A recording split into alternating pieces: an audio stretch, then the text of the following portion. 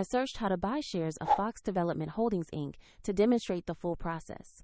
Foxx Development Holdings Inc. trades on NASDAQ under the ticker FOXX, and this guide is educational only, not financial advice. To buy shares, you need a broker account, and I will use eToro as the example to show the steps. After registering, you must verify your account, which usually requires an identity document, and then add funds before buying.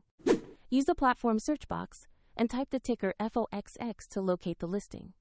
Choose the result that matches Foxx Development Holdings Inc. to open the correct stock page. On the asset page, review the company overview and the price chart to confirm this is the right stock. Verify the name, NASDAQ market, and ticker FOXX match what you expect. To place an order, click Invest, enter the amount you want to buy, then carefully review and confirm the order. If the market is closed, the order may be scheduled for the next trading session, and if you do not have enough funds, the platform will request you to add them before the purchase is confirmed. After the order is executed, your position will appear in the portfolio where you can monitor it. A link to the eToro example is in the video description if you want to follow these steps.